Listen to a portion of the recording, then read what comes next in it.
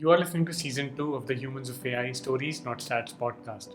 Me, Devi Parikh and Dhruv Batra talk to AI researchers to try and understand who they are as people, what their life is like, what they think about, what they're insecure about, and what they get really excited about. Questions that reveal the stories of their day-to-day life. In this episode, Dhruv talks with Danny Tarlow, who is a research scientist at Google Brain in Montreal, an adjunct professor in the School of Computer Science at McGill University, and an associate member at Mila. Danny talks about how he thinks of procrastination as a sign of burnout, his framework of making decisions based on a happiness threshold, the score takes care of itself philosophy, and lots more. For more information about the podcast and the episodes, you can log on to www.humanstories.ai. And with that, let's get right into it. Okay. Are you excited, Danny? I am thrilled. I am not nervous at all. I'm thinking this was a mistake. It's not well, it's too late anyway. Yeah, exactly. Okay. So thank you for doing this and welcome to Humans of AI. As you know, this is being recorded. I have a sequence of questions. Some are light and may not require much thought. Others may require a bit more consideration, in which case feel free to pause and take your time to think. If you want to skip a question, that's fine too. We can do that. We don't have to go through all of them. But when in doubt, if you can err on the side of being open, vulnerable, transparent, we would appreciate it. Does that sound good? Should we get started? Sounds good. Okay. So what were you doing right before this call? Right before this call, I was thinking about things I should or should not be saying in the interview. Just before that, I was joking with my wife about things that she wanted me to say, which would not be sort of things that I wanted to say. And then before that, I was working on writing some code, doing some research. Cool. What's your daily routine like? It varies quite a bit from day to day. So I've tried to block off Mondays as kind of like my own day to do research. I try not to have any meetings. I try not to make any commitments about what I'm going to do, and I leave it open to just kind of like let the inspiration take me where I want to go. I come in and say, what do I want to work on? And I work on that. The rest of my week is much more structured. I tend to have lots of meetings and advising and etc. stuff. And then on Fridays, when it's not COVID times, I would generally go to Mila and have like the university day there. That's obviously changed since COVID has hit, but it still is kind of like more student interactions than other days. I see. That sounds like a fun week. Is any of this like a no meeting day from your team's perspective? From the team's perspective, we'll sometimes have no meetings weeks, but as far as I know, we don't have like a coordinated day of that. That might be a good idea. What's the favorite part of your day? I mean, again, it kind of like there's not like a single thing that happens every day. The things that I've liked doing lately, I guess one thing I've been enjoying that we've been doing lately is my wife and I have been going to like the farmers market on Saturdays to do our shopping. It's kind of like one of the few times we go out and do anything, and I kind of like the markets anyway. So maybe that's a highlight these days. And what's the least favorite part of your day? Anything related to, I guess it's sort of time of the year for performance reviews. So anything related to that, I would say. I don't know if you've seen season 1, but that seems to be a surprisingly common answer. Yeah, maybe that's part of your scheduling, is like you want to line up the timing. Maybe. Do you set an alarm in the morning? I do. I mean, I have it's set to the weekly schedule, and there's different times each day that it's set for. I don't always need it to wake up, but it's always set, except for the weekends. It's not set. But fascinating. It's set at different times every day, so you don't have a routine time or a regular body clock time that you get up at. No, my meeting schedule dictates my wake up time, basically. Interesting. And do you hit snooze in the morning? It varies. Sometimes I sleep better than others. Some nights I sleep better than others. And if I don't sleep well or I go to bed late, then I'll hit the snooze. And other times I'll just wake up without the alarm even going off. And I think I know the answer to the next question, or at least I thought I knew the answer to the next question from the Danny I knew from a few years ago. But you can tell me if that's the same. Are you a planner, or do you operate on gut feeling? I mean, in my natural environment, no. I don't want to. Like, I don't know, if it's a social event with a bunch of people, then I will make plans, and that's kind of required to coordinate. But in my free time, I don't like to make plans. I would much rather just kind of like, I don't know, go take a walk with my wife and go through the city and see where we end up and see what we do, as opposed to making any particular plans. That said, part of the reality of working is that I am heavily dependent on my calendar to tell me what to do and when. So I don't know, as sort of. So perhaps not an enthusiastic planner. That's right. And do you struggle with procrastination?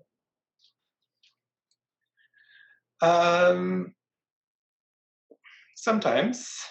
I think I tend to view procrastination as kind of like signs of burnout, maybe, in the sense of like, my natural state is that I'm generally pretty excited and motivated to do stuff, but I do find when I'm sort of like really pushing hard that kind of disappears a bit. And so there certainly are times when I'm like, oh gosh, I have to do this and I don't want to do this, and I really don't want to do this. Yeah. Do you struggle with time management?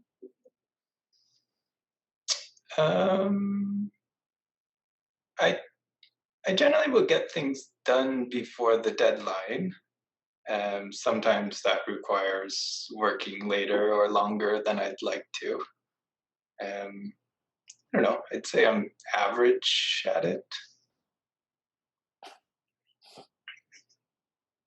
And are you competitive, Danny? I think it depends on what.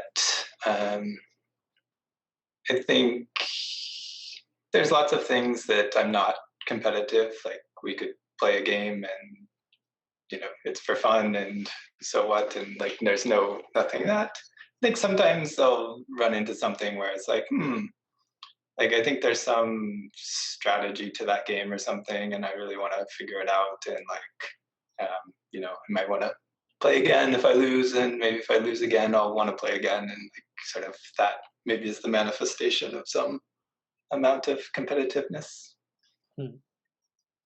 And in such scenarios, when you lose, do you think you're a gracious or a sore loser? I think gracious, of course. No, I think I like the only thing would be if like I want a rematch or something like that. But I don't think that's a property of a sore loser. Sure. Is stepping away from games and specific scenarios, but is there a rejection or a failure that hurt particularly bad? Sure, yeah, all sorts of rejections hurt. I mean, like, paper rejections are the easiest ones to think about. And I think it's pretty correlated with just how much effort or how much time and energy has gone into something, and the sort of the more I believe in it and the more that I've put into it, and then to have it like have a paper get rejected or get rejected multiple times, and then we just kind of eventually say, okay, that wasn't meant to be. That hurts. That stuff. And is there an achievement or a success that felt particularly good? I think it's basically the opposite, right? It's like,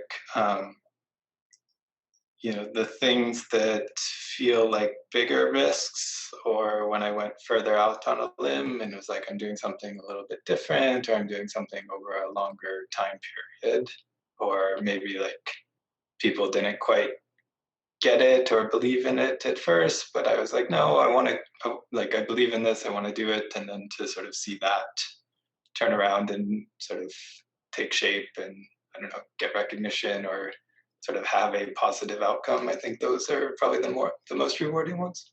Mm-hmm. What is one thing that you think you're worse at than people around you? Speaking French. True. Okay. Yeah, and for context, you're in Montreal. That's right. Yeah. Yeah. And what would you say is your single biggest strength? I think I would say something along the lines of adaptability, or kind of like, like in a research context, kind of being willing and able to kind of work between areas and whatnot, and kind of, if there's some space that seems interesting but isn't quite like in this category or that category, but it's kind of like adjacent or in the middle. I think I'm pretty adaptable in being able to say, let's just go start exploring there and see what we find, and whatever needs to be done to sort of do that. And probably, I guess, kind of the same thing in terms of collaborations, in terms of sometimes the project needs somebody to do the math, sometimes it needs somebody to write the code, sometimes it needs somebody to throw out crazy ideas. And I don't know, I think I'm pretty flexible in being able to play the different roles. Yeah, I certainly do remember lots of meetings where I've had that impression where I've left thinking, okay, well, that's out there, but sure, that's what that's what Danny does. Okay, what would you say is a favorite tool or a trick or a hack that makes your life more convenient or efficient or fun?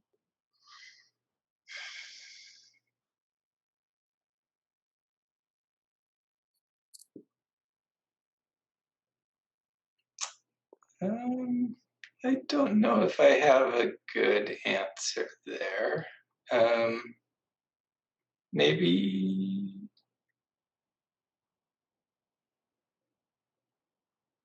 I think it's not really a hack. I was gonna say like, kind of going, I don't know, I feel like, for example, coming to Montreal was a decision to sort of add context to what you were adding before. So like, I didn't have any real reason to come to Montreal in terms of, I don't have any, like ties to Montreal, and it's sort of more obvious to go to the Bay Area or something in order to work. But I think kind of going and doing things that are, like Montreal is a great place, and it was like a great opportunity for machine learning culture and the universities here and the industry coming in. But it's also, a little bit different. And so I think sort of being willing to kind of do something a little bit off the beaten track has generally worked out well for me.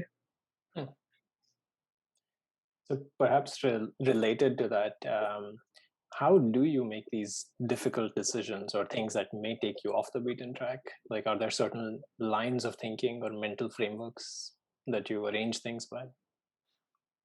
Yeah, I mean, those, like, sticking on that,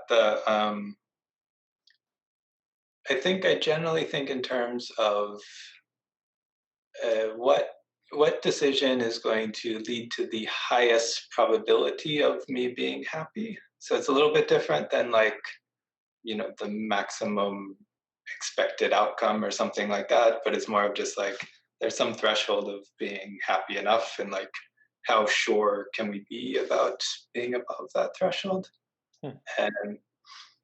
And then yeah, I don't know, maybe in terms of like breaking ties, going for the slightly different thing of, you know, like just when in doubt, or when it's something that's like it's clearly above that threshold, then you can sort of afford a bit more diversity in the decision making, or like, you know, trying something a little bit different. It's like it's pretty clear that we're going to end up happy here, but now which one do we choose? Then like let's go to the one that seems a little bit different. The first thing presumably requires a good self-mental model, like knowing what will make you happy and being fairly confident that that is what will happen. Yeah, or just admitting that it's probabilities, and some of them can be uncertain, and you know, there are certain decisions where you just don't have enough information to get like a really great estimate of these probabilities. Do you have an internal monologue? Do you talk to yourself, and if so, in what language? I find myself talking to myself if like preparing to give a talk, or thinking about, I guess, like thinking about things that require verbalizing things. Otherwise, I don't think I talk, not in any like natural language sense of talking to myself. Interesting. And are you a visual thinker? Do you have pictures, moving pictures, abstract shapes? No, I don't think. I don't know. I mean, I find. So, for example, when thinking about, like, I do a lot of rolling out hypotheticals, I think, and kind of like imagining this or that, and even if it's just kind of like a, you know, a low possibility thing, like, you know, I will think through different possibilities of things. And then like in a research context, I will think a lot about, you know, like algorithms and processes and sequences of things and whatnot. But I find it's a challenge to go from like, okay, I think I've figured it out, or like I think I know how to do this thing, to writing it down in like writing the math behind it or writing the code behind it or something. It's kind of it's a conscious process to translate from whatever the internal language is to something that's sort of understandable by others. And what do you tend to think about? What do you tend to think about when you're not intentionally trying to think of something?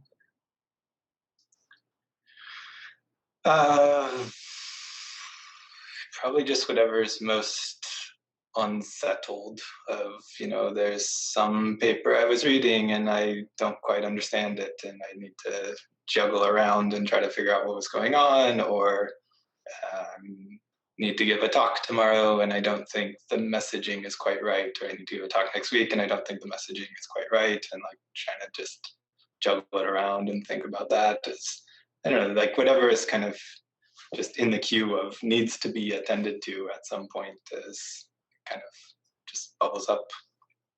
Interesting. And so you get a sense that there is a queue that you're subconsciously maintaining.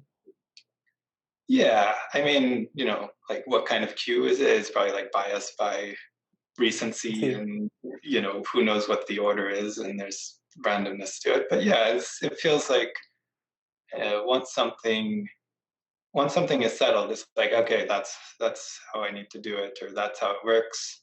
Then it kind of loses its priority and sort of room for the next thing emerges. Is there an idea or a book or an essay that, or an external influence that left a particularly deep impression?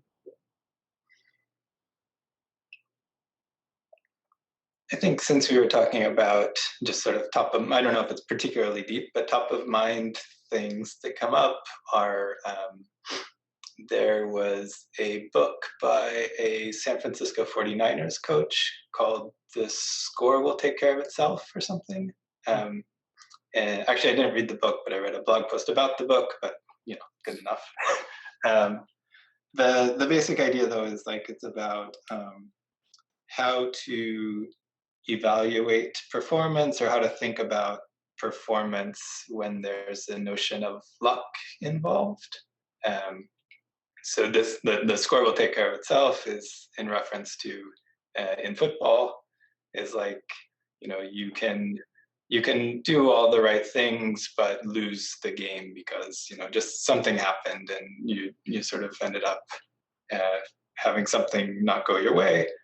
And the message of the story is like, don't focus evaluation or process or happiness and outcomes on those things, but focus on the things that are immediately in your control. And like in the research context, make sure you do a really great job testing your code and reading the related work and thinking carefully about your hypotheses, like just sort of doing all the right things in terms of sort of the process of doing work. And sometimes you can have a perfectly good idea, you can execute on it in a perfectly good way, and it cannot work out. And if we get too focused on like, did it work out or not, then I don't know, I find that's both in terms of evaluating research, but also in terms of like self-reflecting of like, am I happy with what I've done? I think like trying to move away from this idea of like focusing or fixating on the sort of the outputs of noisy things and focusing in on like, what can you do to control the probabilities underneath that as well? And if you've done a good job at that, like that's what you should be focusing on and kind of accept that the dice will roll as they don't roll. Interesting. How do you recharge or take a break?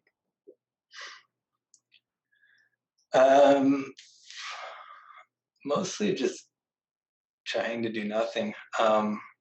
So like finding something that will distract me a little bit. So, like a podcast or something that's kind of, I don't know, ambient noise that's a little bit interesting, but not too interesting. And just kind of like trying to detach and then go for a walk or something. Are you happy with the number of close friends you have?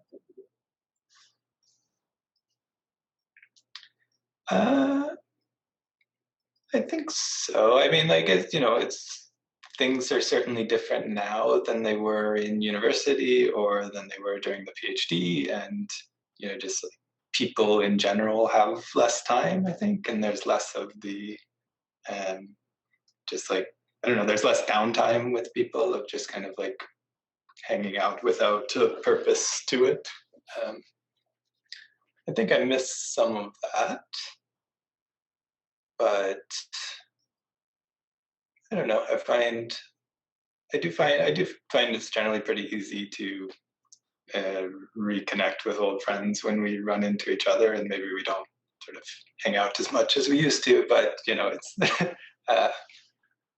so I don't know. That's not really an answer, but some scattered thoughts.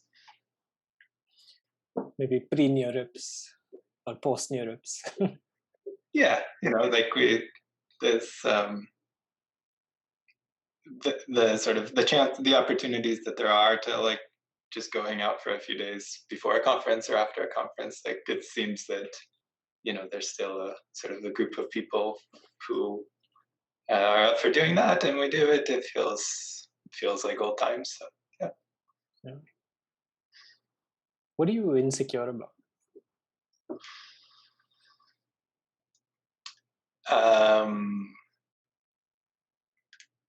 I mean, superficial stuff like if I had to sing in front of an audience or other sorts of performance stuff, like that would trigger.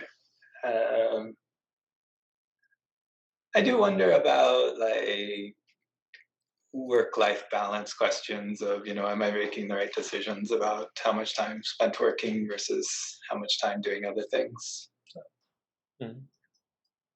And Do you feel like an imposter in any context?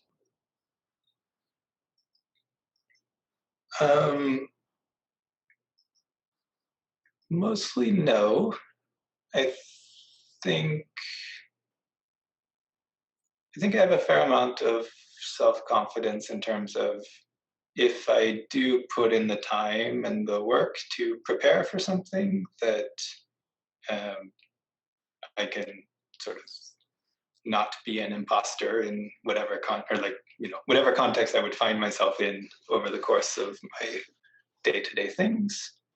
I do feel for sure that I can't just call it in. If I were to just start showing up to meetings having not done any preparation and just relying upon being able to wing it, I think I would very quickly feel like I was becoming an imposter. So it's sort of no given that I put in the time to prepare properly.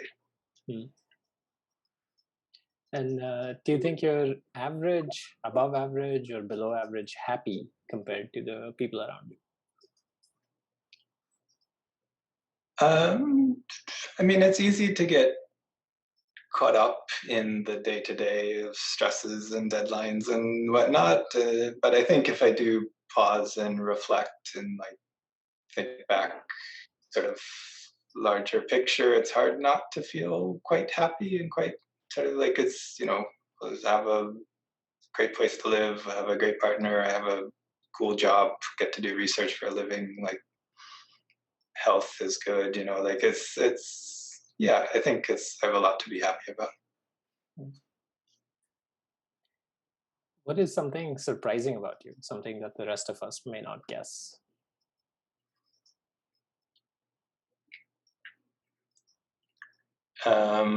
One thing is that I have been to Trinidad Carnival 3 times, and this is like the big spend a couple of days just kind of like walking the streets in Trinidad, and kind of there's big music trucks and fancy outfits and whatnot. So maybe that.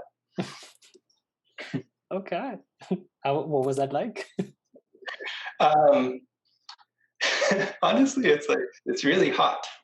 It's the thing that surprises me is just how physically demanding it is to be kind of like out on the pavement in the hot sun for 10 hours at a time or something. Interesting. And what is one thing about the world that surprises you?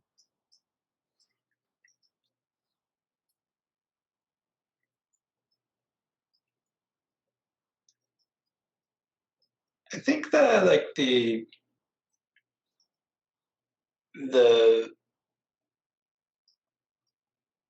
way that the new normal can set in, I think, is pretty surprising in the sense of, we've been in lockdown for a year. I haven't been to the office for a year now.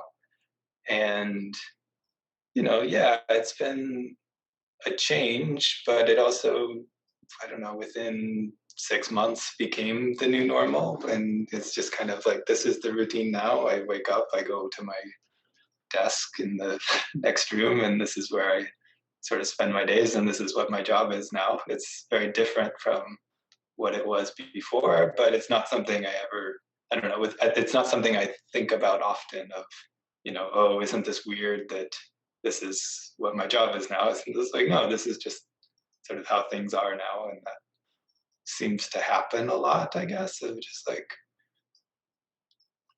Yeah.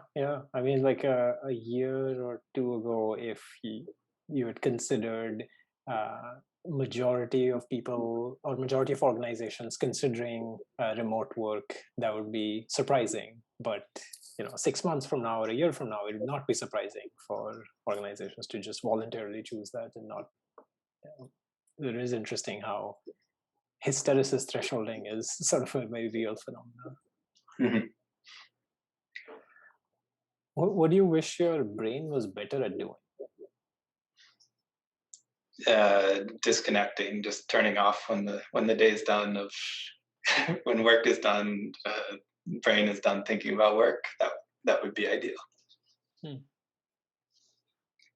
What do you strongly suspect but have no proof of?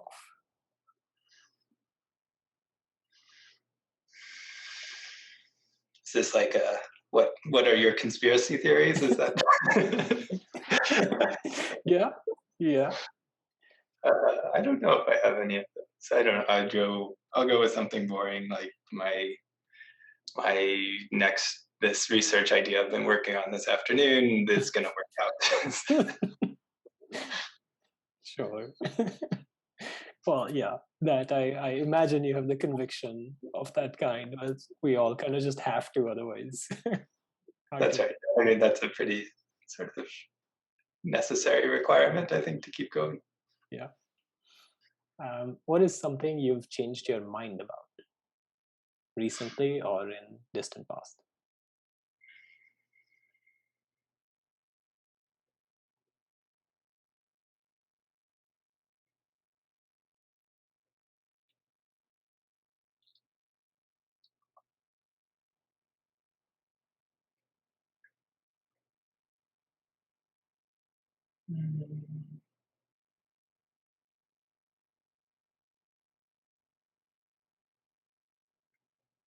Not sure I have a good answer here. And clearly I change my mind all the time, but like,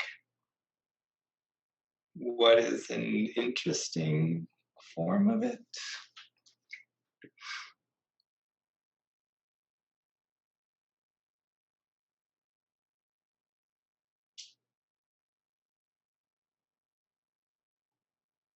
I think I'll pass. I'll try to think in the background if I can come up with something.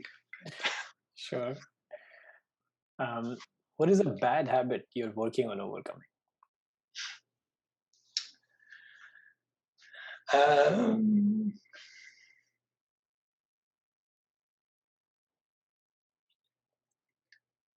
don't know if it's a bad habit, but one thing that I've been trying to change is sort of trying to avoid things that like rile me up before bed, of trying to have, like a couple hours before bed where I'm not going to read something on the internet that's sort of me fired up or my blood boiling or something, and just trying to kind of, say, okay, there's a couple hours before bed that is just, time to relax. There's time during the day to sort of to get fired up and to sort of deal with difficult things, but let's have a little bit of peace before bedtime. Just try to do that. Interesting. I don't know if you remember this, but a few years ago, you and I were sharing a room at a conference, and you had taught me a trick of trying to work at a problem at night right before going to sleep, and your subconscious can be working at it almost. So it's interesting. You're almost trying to do the opposite of that now, or at least you're trying to be more in control of what you assign to your subconscious. I think that's right. Yeah, I think it's again the kind of like the detaching thing, right? Of like trying to create some boundaries and trying to say, like it's like there's a time to kind of spend all of your time turning over things, but there's an endless supply of things to turn over in your head, and like there has to be some stop, I think. So yeah, maybe that's a change. Maybe that's something I've changed my mind about. Nicely done. Okay. What are you addicted to? Coffee. Yeah. Makes sense. I don't know if I don't.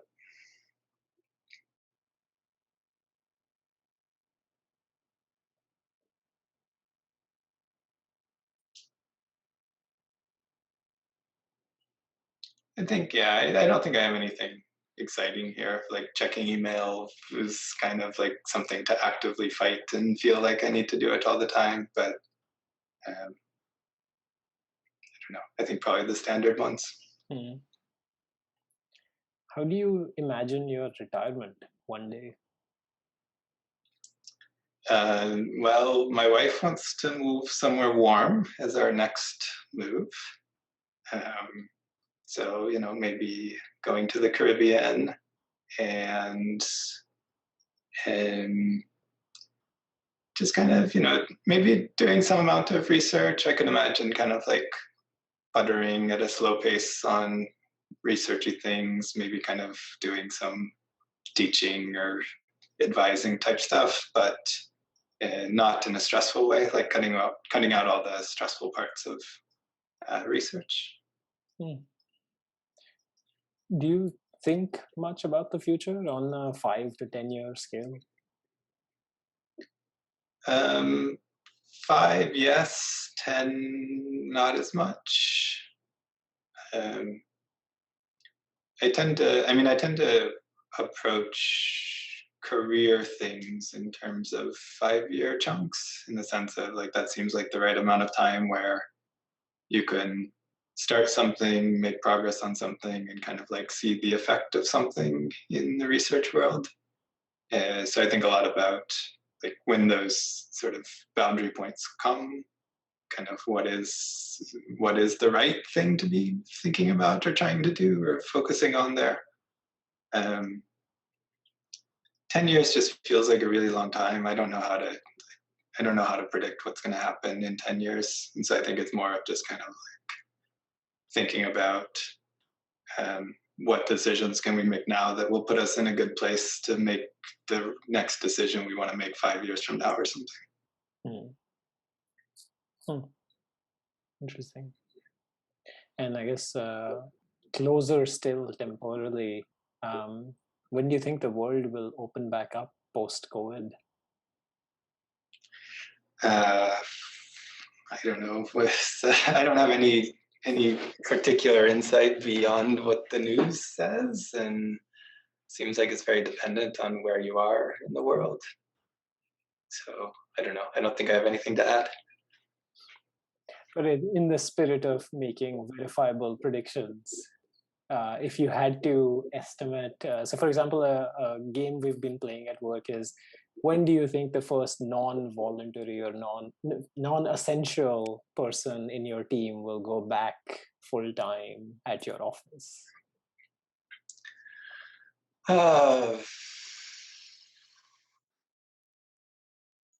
Sometime in the fall, I would guess. It's somewhat verifiable. Yeah.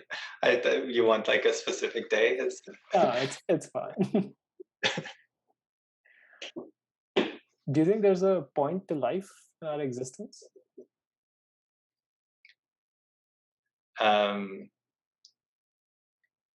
think people can choose the point to their existence. So yes, but it's kind of a personal thing, and if you want there to be, or it is what you want it to be in some sense. What do you struggle with in life?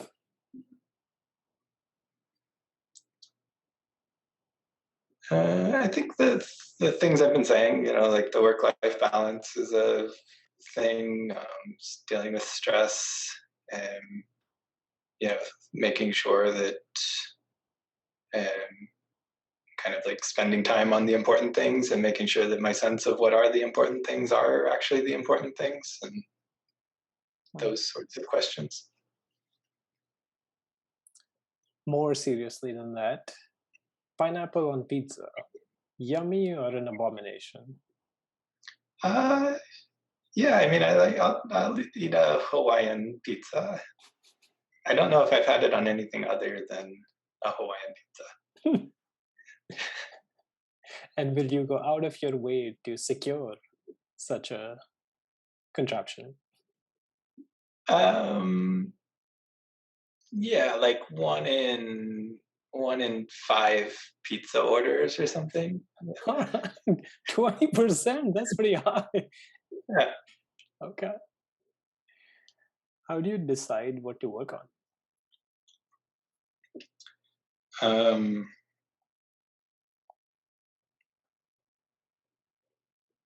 it's very much a portfolio approach in the sense of I think about the collection of things I'm working on, and also a portfolio in terms of like who I'm working with.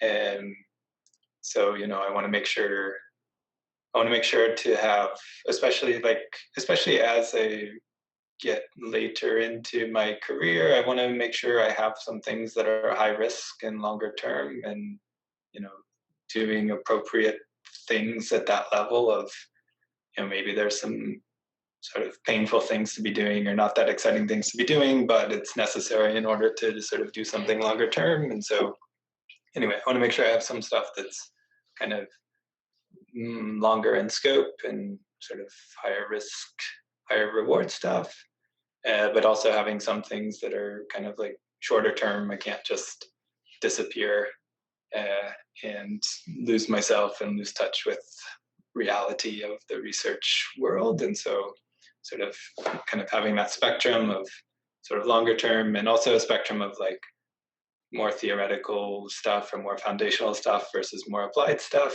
I think sort of keeping a portfolio there. And then in terms of the people, the things that I find important are working with people I can learn something from, making sure there are sort of people, it's not, like that I am sort of learning and how to do better research as I'm doing it. There should be some people that I'm able to help, and sort of, like I can sort of help them grow is an important part of the portfolio. And then I think there's another one. I try to always make time for just like doing research with people that I enjoy doing research with. And so some part of the portfolio is just, I like working with this person. I don't really care what it is we're working on, but it just kind of like, I don't know, makes it more fun. Yeah, there's research as a social activity, right? Yeah. How do you capture and keep track of ideas? I have a little spreadsheet where when there's kind of an idea that I just need to write down, so I stop thinking about it, and I'll write, excuse me, kind of, an abstract or a few sentences about what the idea is. I'll write down what is the related work, and like what a first step would be if I can think of it, of like, okay, suppose I did want to do something here, what would the first step be to try to make it a bit more concrete? And then I also track if there is one, like what is the inspiration, just to kind of like keep the sense of like, this came up because I was talking to so-and-so, and we were talking about X, but then that kind of started making me think about Y, and etc. And for bigger ideas, I think it just kind of takes care of itself. I spend a lot of time thinking about, like, what am I trying to do in the 5-year time frame, and what are the pieces of that, and what are the like sort of how does it all fit together? And so I guess I just kind of keep that in my head. Interesting. What are some traits common to some of the best collaborators or colleagues that you worked with? People who you keep going back to continue those collaborations?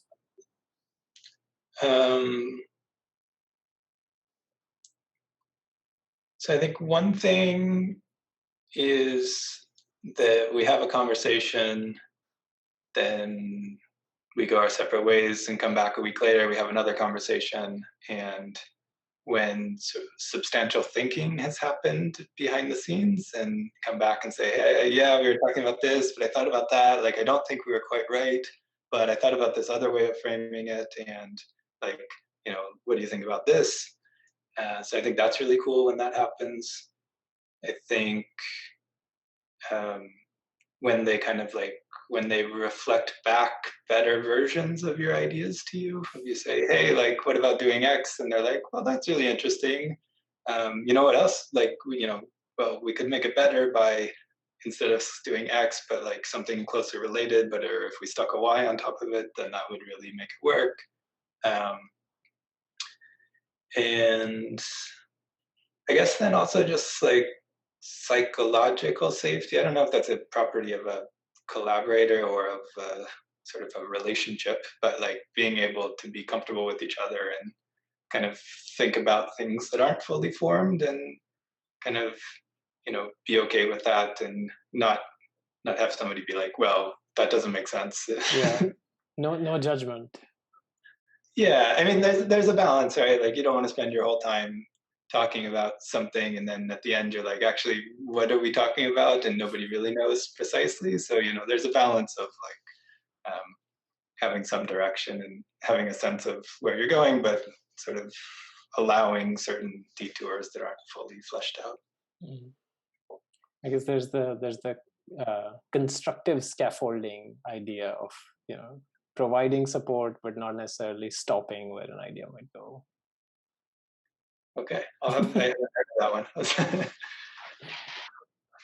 And how do you spot these traits early? Are you good at spotting them? I think if we have 3 conversations over the course of 3 weeks, I think I can do a reasonable job of spotting that.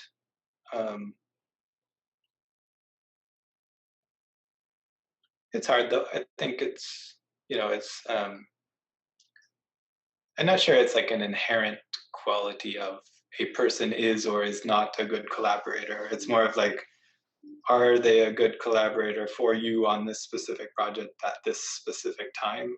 So, like, it could be the person is potentially a great collaborator, but if their heart is somewhere else, or like they don't have time to engage with the thing that you want to work on, then they're not really a good collaborator at that time on this thing. Interesting. Yeah. Describe something that made you smile today.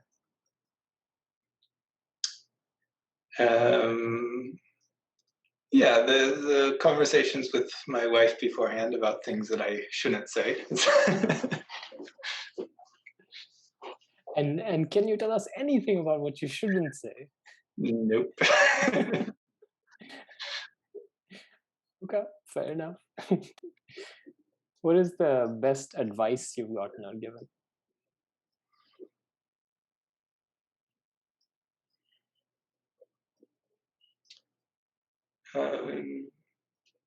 Sticking in the research context, my PhD supervisor was one of the few things that he was very firm about was that we had like the weekly meeting where some invited speaker would come in and give a talk, and it was about all sorts of different topics. And he was quite firm that attendance at that was really important, and it was important to go to these talks and be exposed to different ideas, even if they were totally unrelated to what sort of I was working on at the time, or even like what I knew about at the time as a younger student.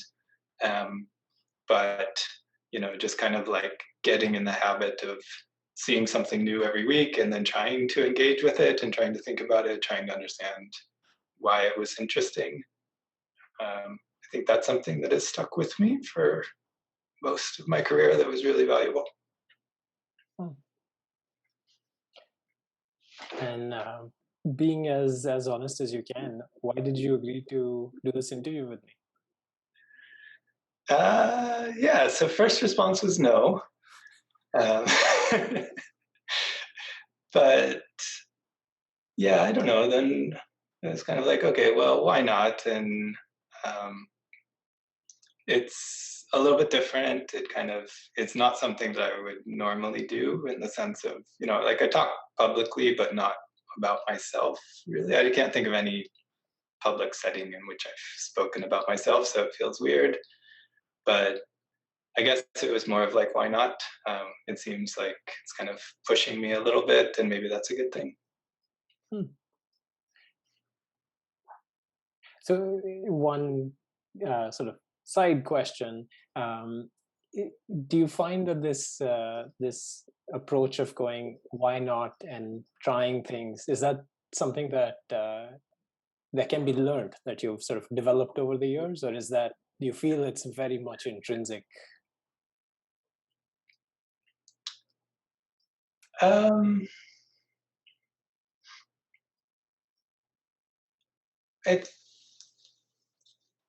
don't know if learned is the right answer. I'm also not particularly good at this, so I don't know if I should be the one like giving advice on this. I think for me, it's just kind of, there are fewer answers to why not now. Of, okay, what's the worst thing that happens? I say something really stupid. What's the impact of that? Like, well, I'm not going to say something extremely stupid, and so there don't seem to be that many consequences, I guess. And so maybe earlier I was sort of more worried about that kind of thing, or maybe like as a sort of, just like earlier in your career, maybe you're a bit more concerned about that. But I don't know. I think for me, that's the biggest adaptation. Maybe not, I don't know if you call that learning or not, but it's kind of like changing with time. Changing with time, with experience, sounds a lot like learning. Yeah, we can debate that. So. Sure. Okay, those were all my questions, Danny. Is there anything that we didn't cover that you'd like to talk about your life, or some aspect that that is particularly important to who you are, but we didn't get to? I don't have anything that comes to mind. Okay. And it could be that it doesn't come to mind because it's specifically excluded in the list of things that you can't touch. That's right. Yeah. We can do a version of this with spouses present next time, maybe. Yeah. Okay. Danny, thank you for doing this. We'll stop here. Thanks, Dhruv. That was fun.